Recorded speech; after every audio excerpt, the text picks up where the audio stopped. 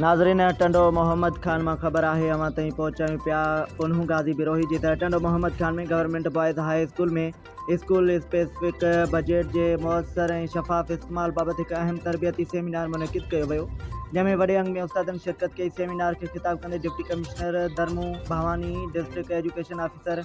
Elementary secondary ऐं higher secondary Raja Nisar Ali Memon, taluka education officer primary Yaqoob Waghamal, municipal committee chairman Syed Shahnawaz Shah Bukhari, deputy DO Syed Fakhar al Amin Shah, taluka education officer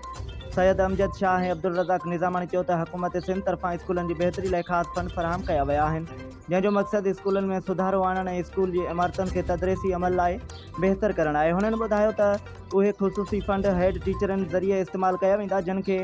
DDO power पिणु ॾिना विया आहिनि त जीअं स्कूलनि में बुनियादी सहूलतूं, तालीमी माहौल ऐं तदरीसी मयार खे बहितर बणाए सघिजे।